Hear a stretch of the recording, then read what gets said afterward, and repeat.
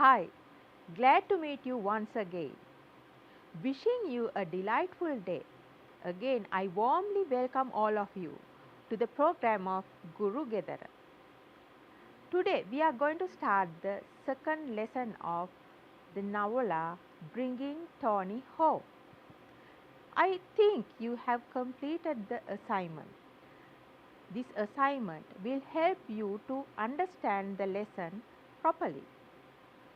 Let's go ahead. Bringing Tony Home by Tissa Abeysekara, Lesson 2.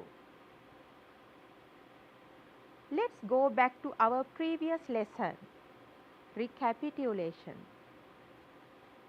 First, we discussed about the author and we discussed what a novella is, and we came to know the features of a novella, and we discussed the background and the setting related to this novella. Then we came to know the changes happened after independence and change and trauma people faced due to World War II. And we discussed the relationship between Bringing Tony Home and Pittagam Karyo. And again we discussed the novella, the title, characters, and finally a brief overview of the novella. Yes, now first today we are going to discuss the memories we find in the story. So you know, in our day-to-day life, we remember our past events. Do we remember our past events in order, in chronological order? No. Now think of your own life. Do you remember the events, the experiences of grade 1 first and grade 2 second, grade 3 third, like that? No. Sometimes we remember the things we did at grade 5 first, then after that grade 3, then sometimes grade 7. So, in day-to-day life, we don't get the memories in order. So, in the same way, you find in this novella also, the memories are not mentioned in order. So, you don't find the chronological order. That's why we say it is realistic. So, we'll go to the first memory. We find the narrator first mentions Depanama, the big house. So, he describes the big house in this way. Yes, it is 12 miles up the Kalani Valley Road and bordered by the lush green paddy fields of Hokandara. So, he says, we lived in splendid isolation in a large house built just on the eve of the war on land that sloped down from a macadam road which began at the Panipitia railway station and proceeded to Borella. So, you can see the landscape of that era, okay, macadam road, okay. Then you find, now he first remembers this Depanama big house, okay, and he mentions about the lush green paddy fields of Hokandara, okay. Then he says the house was of split level where from the upper level one could drive out into the road, and if you descended a flight of steps to the lower level, you could walk through a spacious back garden all the way to the paddy fields. So, in the picture you can see such kind of house. So, did you observe the flight of steps and it leads to the back garden? Then, what do you think of this memory? Why does he remember Depanama house first? There should be a special reason for that. We can see that. He says next, it is the place where Tony came to me.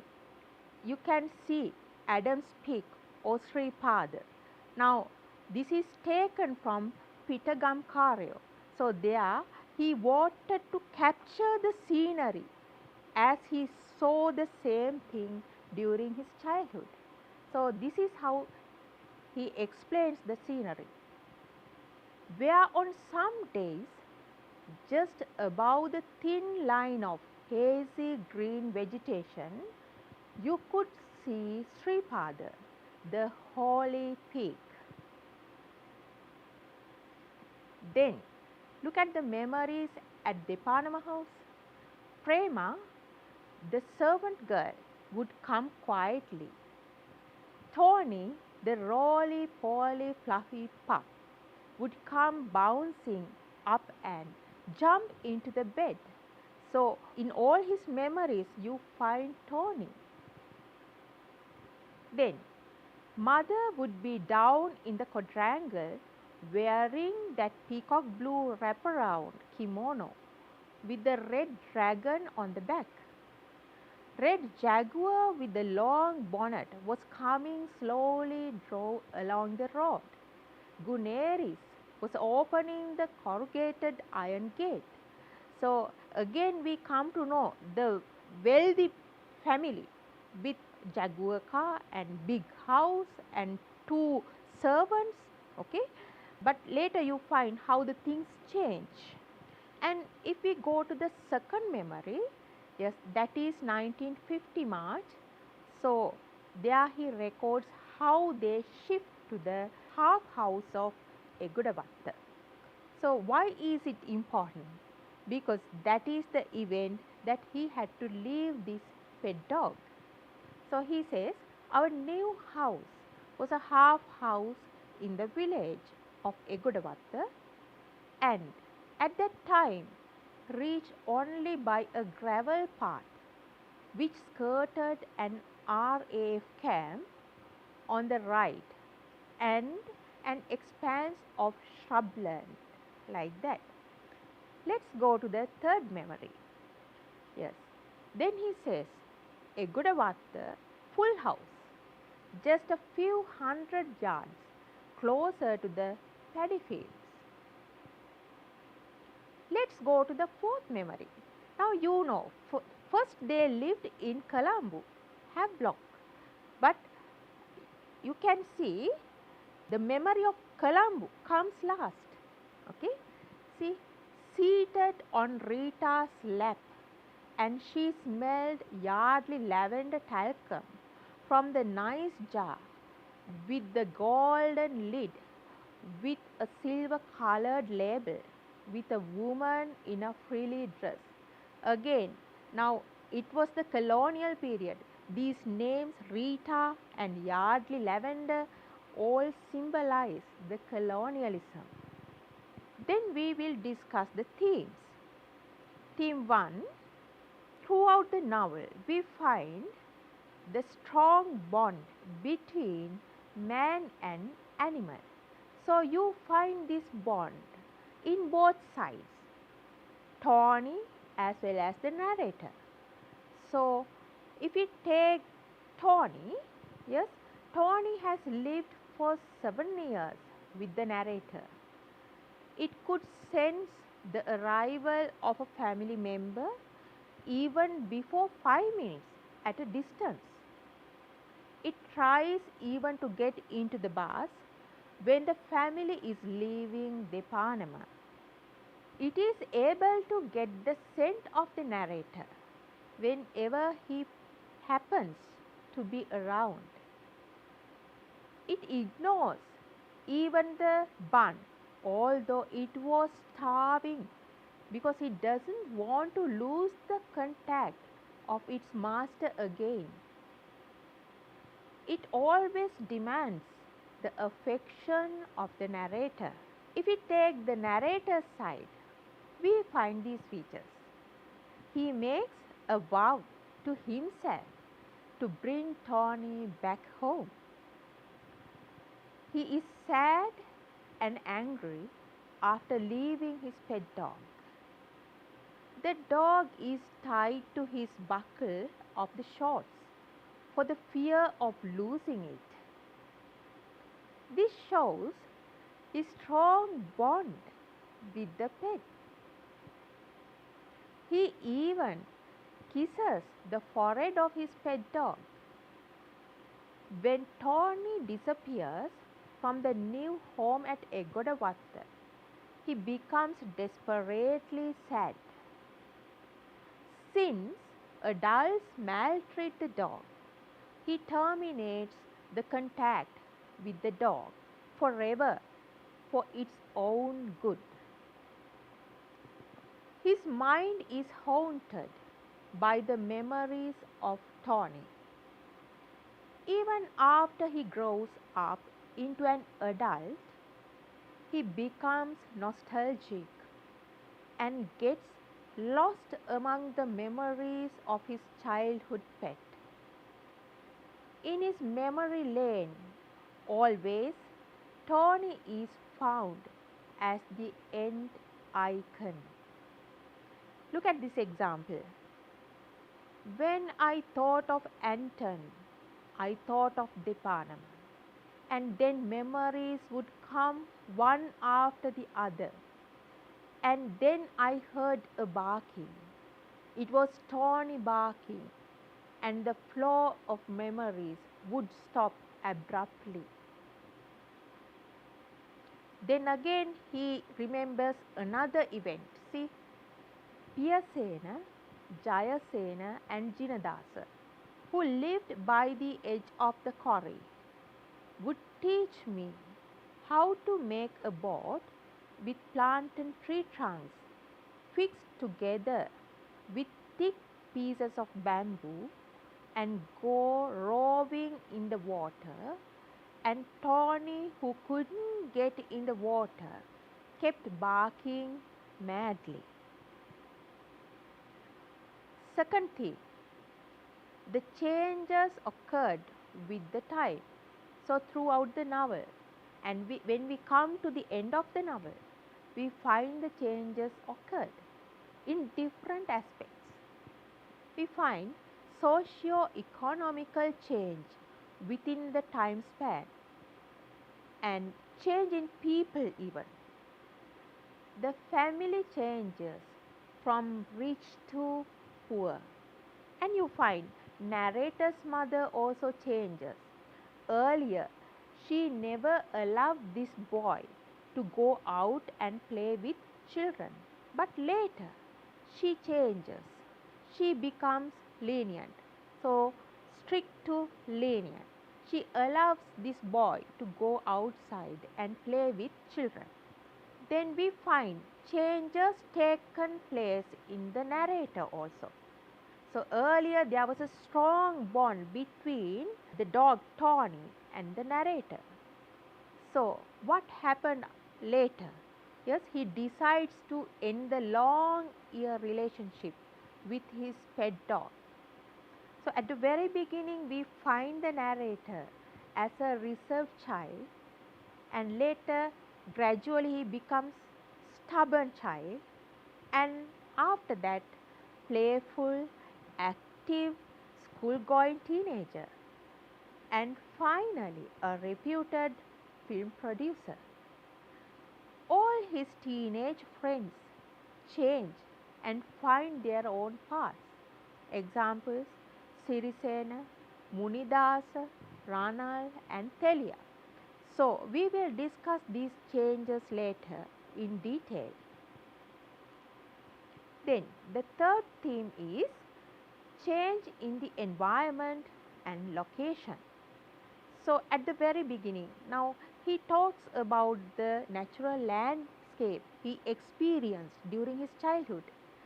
Yes, beautiful panoramic view of the paddy field. Later what happened to that? It is obscured by the Arpico showroom. Then he says, what happened to Nearer? Later it became a by-road. And earlier RAF camp, now it is University of Sri Jayawardhanapura. And the Macadam road he mentions became a tar road. Then earlier sleepy little town Maharagama. Yes, you know, now it is a populated city. And Rubber and paddy fields were replaced by buildings and houses. And Borales tank, yes, when he revisits the place, he finds it as a muddy hole. Then the little train even, okay, you find in later period changes into a bigger modern train. The fourth one, the life of the people in a bygone era. Because nowadays our children don't have experience, they don't have first hand experience about this era. So we can come to know about this era by reading this kind of book. Yes. So we find the people led simple and unsophisticated lives, and you find slow paced lifestyle, and the life is supported by the ration cards, or in Sinhala we say salakapot. Then life is mainly based on agriculture. The sound relationships among neighbors, yes, they help each other. We can notice when this boy gets late to come home, when he comes with Tony, you find how the neighbors come to console his mother. Then strangers are always welcome. Then buses were not crowded, they were not driven in a hurry. Fifth one, relationship between children and parents. It's a formal relationship. Mother is close to children and she is sensitive, empathetic, and father is more formal, distant, sometimes insensitive. Then it talks about the needs of a child. The narrator wants to maintain the relationship with the dog and keep it as his pet. He needs the love of the parents also. He wants to go to school and get education. He loves to be friendly with the neighboring children and loves to find playmates. Seventh one, human beings have nostalgia for their own past. What is this nostalgia? A kind of attachment. So, in this novel also, you find the narrator loves to be in a dream world with the memories of his pet dog, Tony. All his past events are related to Tony. He enjoys the natural landscape in the past. He likes his childhood spent with his playmates in natural landscape. As an adult, he visits his village with the hope of seeing the beauty of past. He recreates his past in his teledrama and novella. Number 8, as human beings, we are unable to deal with parties. It's difficult, you know. The narrator tries to avoid partying as much as possible. Example, when the family get into the bus to go to Egodavatta, Tony too was trying to get into the bus. Here, the narrator avoids the eye contact with Tony. The narrator decides to bring Tony home by walking all the way. Tony runs away from home when his master is fast asleep. Then after that, we can see the issues discussed in the novella.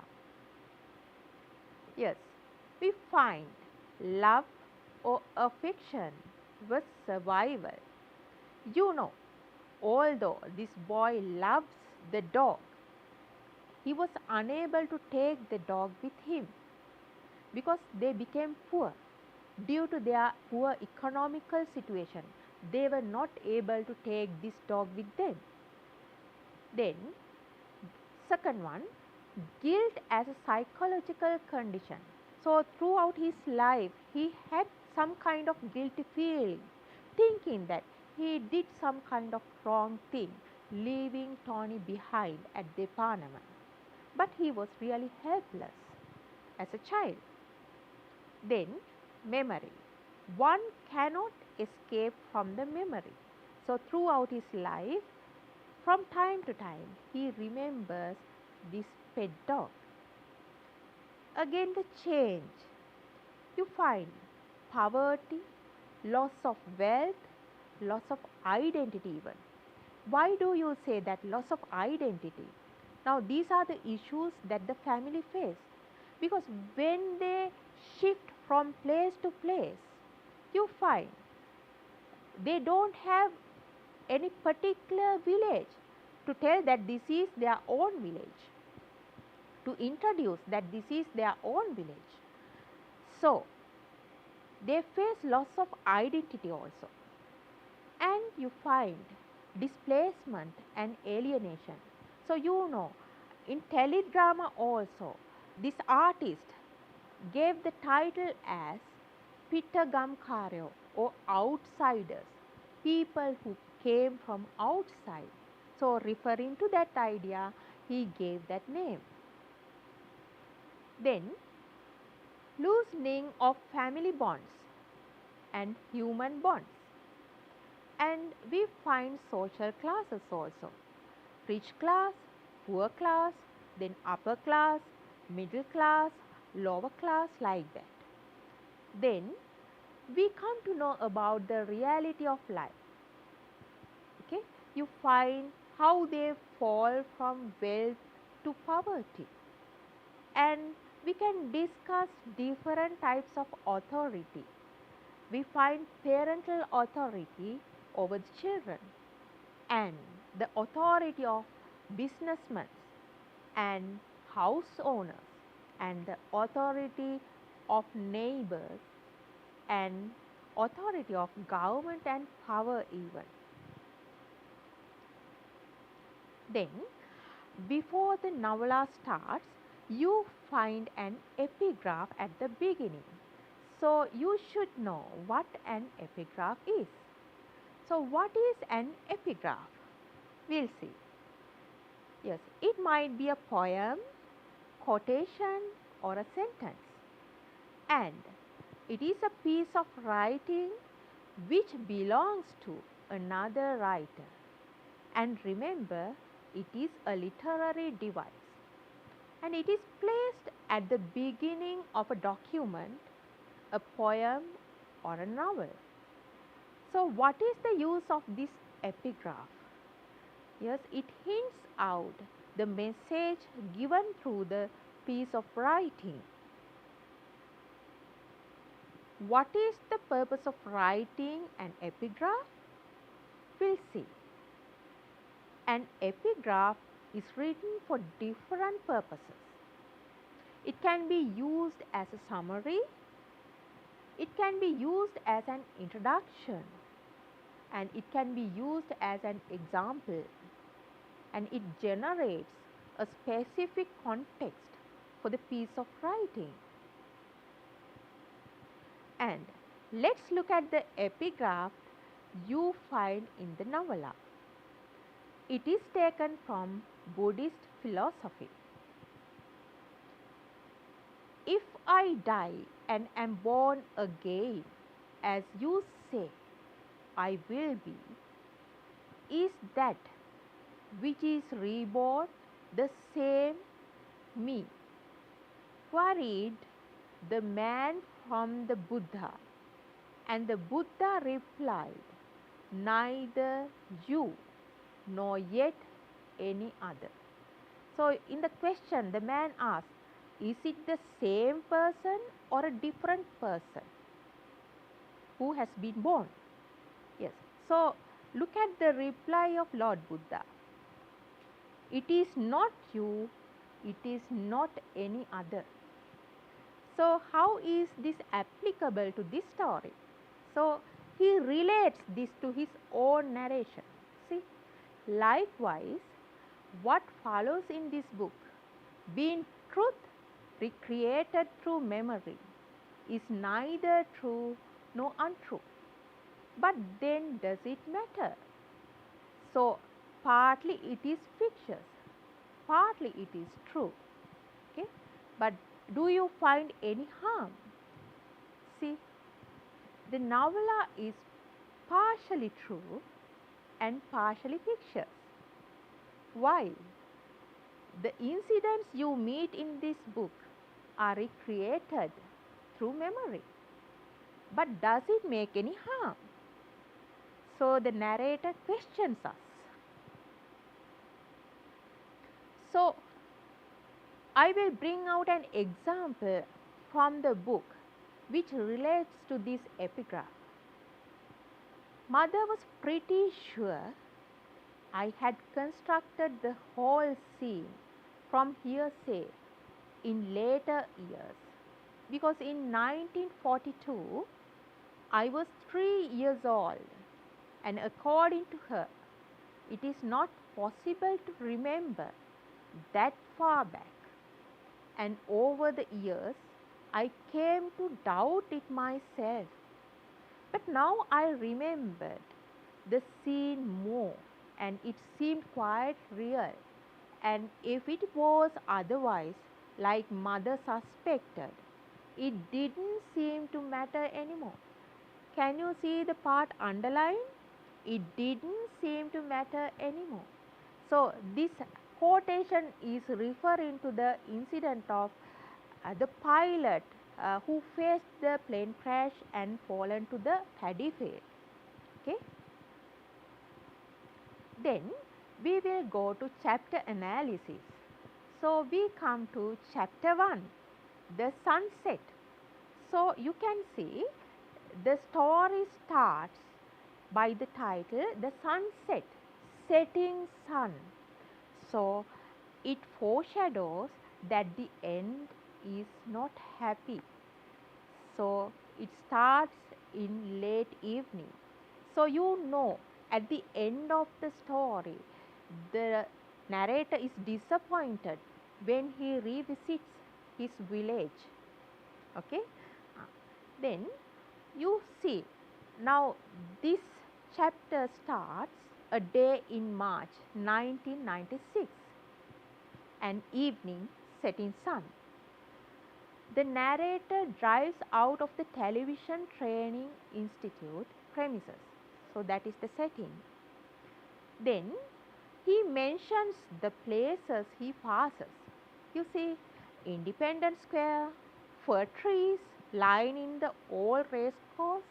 Okay, so it shows the reality. So that is his real world.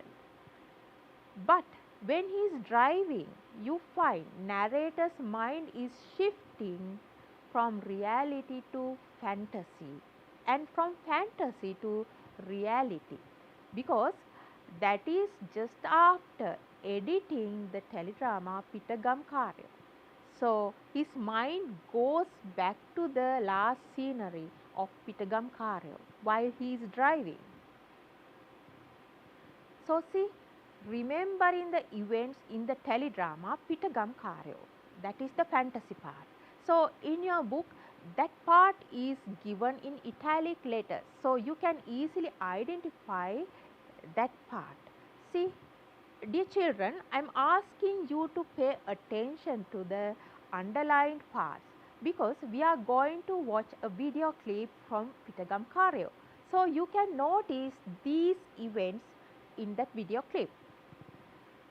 Camera track parallel to Gunapala as he moves slowly across the paddy field bare after the harvest, and full of pools of water reflecting the evening light. The main musical theme, played by the Horanava, emerges on the soundtrack faintly at first, like coming from a great distance and increases in volume. So, in video clip you can notice this. The sound of horn starts very lightly and gradually increases. Then Gunapala stops and the camera stops with him, framing the full expanse of the stubble field stretching across the Casbah highway towards Bellanville. And beyond that, the sky, vast and awesomely red, and rising in a great big arc over the Arctidia marshes. Then, as the camera stops, now remember, when you watch the video, you can't see how the camera stops, but you can feel that. Okay? Yes. As the camera stops, the white car bearing Missinona away from the village enters, framed right on the road, which cuts across the field in mid-center, distance running parallel to the main highway. And the strings come on the track backing the horn, building up into a big orchestral score. So, first you hear the sound of horn, but later all the other string instruments help the sound. And then the camera begins to crane up, all this happening at once. So, you can notice these things. We'll see.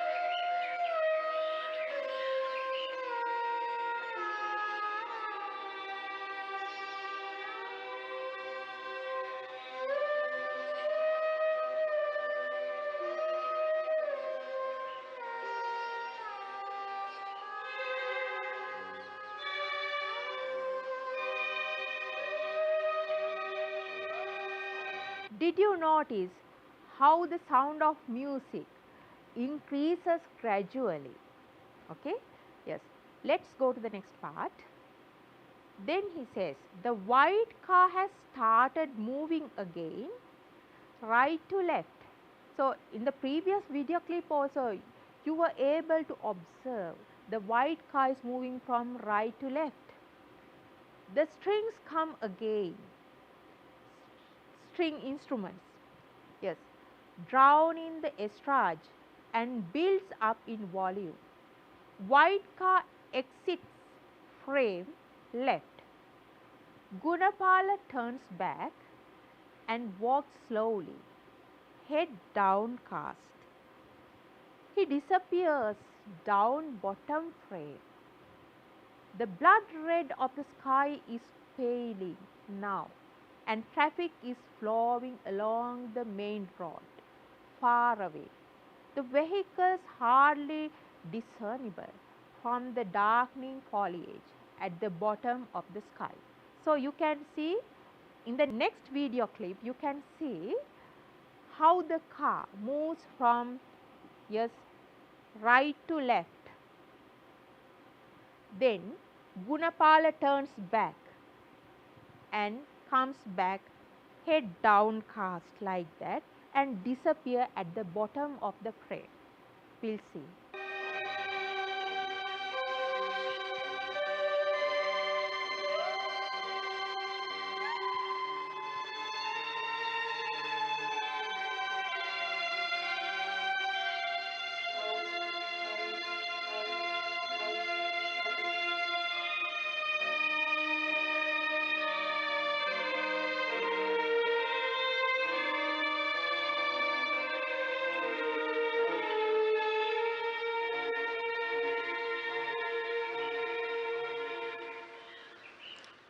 Okay, this is the last scenery of the teledrama Pittagam Karyo, and you can see the background. This is the backdrop the narrator want to capture in his teledrama. Yes, then he says, then the whistle of the Kalani Valley train wafts gently over the scene, like the cry of a lone bird, indescribably sad. Again, we listen to the sad, melancholy whistle of the train.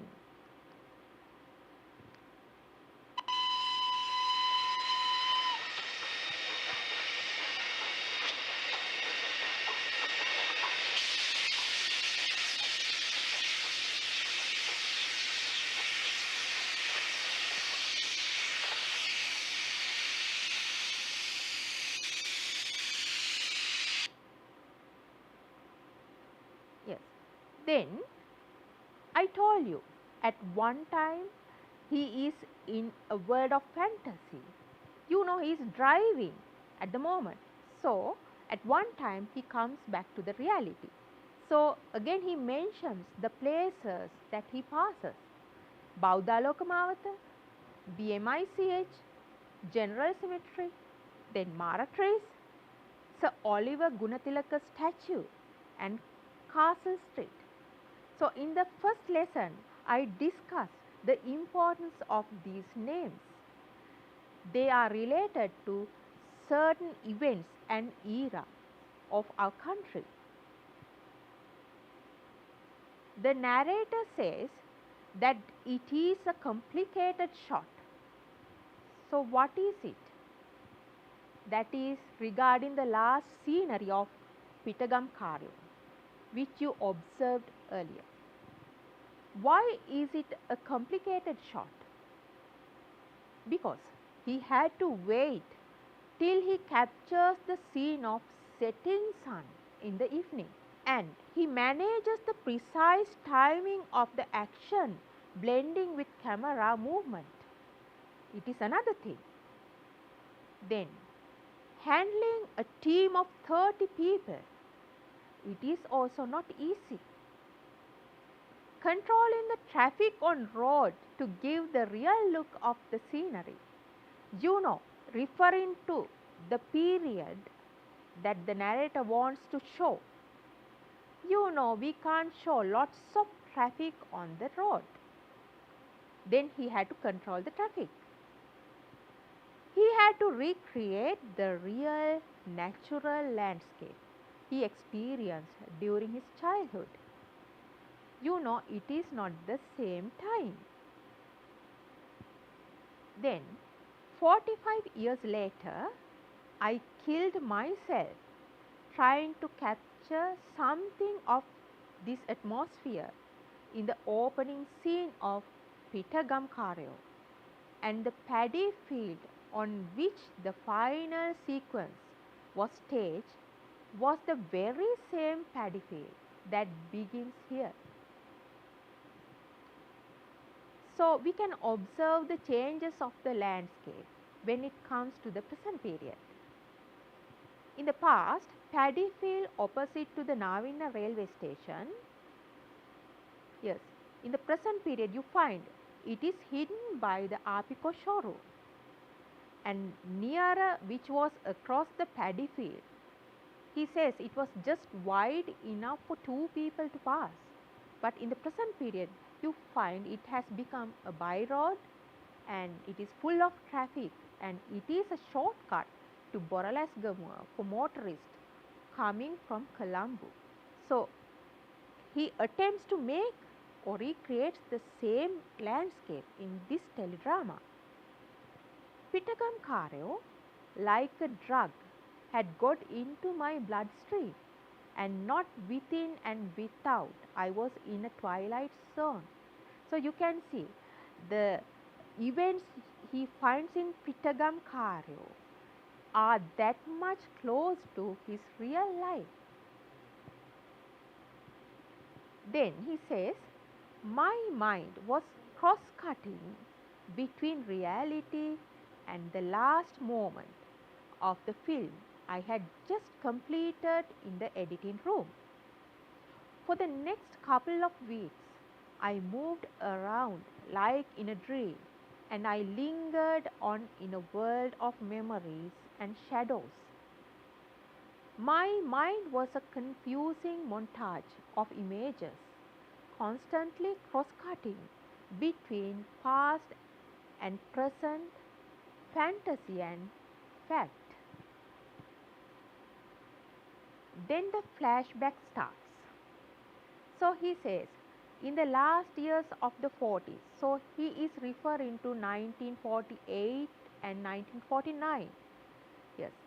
So if we go by the chronological order, we know at the very beginning they were living in Colombo, Havelock Town. Yes. Then they have shifted to Depanama Big House. Then from Depanama Big House they came to the small house in Depanama. Then later what happened? They shifted to half house in Egodavatta, and in later period again they shifted to a full house in Egodavatta. Then he says, we lived in splendid isolation in a large house built just on the eve of the war on land that sloped down from a macadam road which began at the Pannipiti railway station and proceeded to Borella, one of the better known suburbs of Colombo, to the paddy fields. So you find eve of the war. Yes, eve of the war. So just after the Second World War, ending part of the war. Okay. So he is referring to the time of 1948-49, I told you.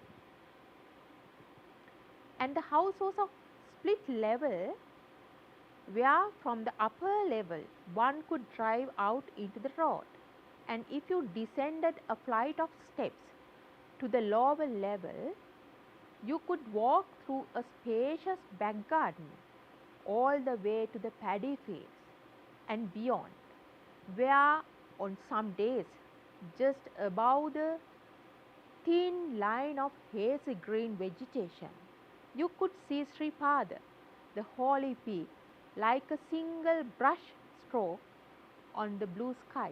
You can see the simile like a single brush stroke. Okay, yes, and we'll see the pictures.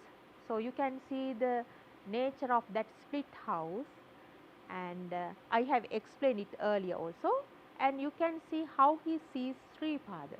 So this is how the narrator as a filmmaker captured the same scenery in the teledrama of Pitagam Karyo. Then he says, he gives some clues for their financial implosion. So the topic is clues given by the narrator for their financial implosion. He says, then a few years after, the war disaster struck in the form of a financial implosion. Now that's another story. So he gives clues why they suddenly became poor. He doesn't tell it directly, but we can understand due to the influences of Second World War, they have become poor. So, we have reached the end of today's lesson. Hope you have enjoyed the lesson. Let's discuss the summary. Yes, we first discuss memories, then after that themes of the novella. Then we came to know the issues discussed in the novella. Then we discussed the purpose of writing an epigraph. Then we discussed the epigraph of this novella. Then we came to chapter analysis. And in a grid we discussed changes of the landscape. Then flashback. We discussed how the narrator gave clues for their financial implosion. Again, this time also, I would like to give you an assignment. remember, you can enjoy doing it. It will help you to understand the next lesson properly. Remember that. What is this assignment? In Google Map, find these areas or places or towns and label the names. What are these things? Depanama, Pannipitiya, Ambagas Hatara Handiya, Maharagama, Sri Jayawardhanapura University, Navinna, Navinna Railway Station, Vijayarama Junction, Boralasgamuwa Tank, Wattegedara, Egodawatta. Yes, then what should you do? Take screenshots of the maps and join into one map. Color the road from Pannipitiya to Nugegoda in red. So, the map will help you to understand the next chapter. Yes, now it is high time for me to wind up the lesson. Hope you have enjoyed the lesson. Till we meet in the next lesson, goodbye. Have a nice day.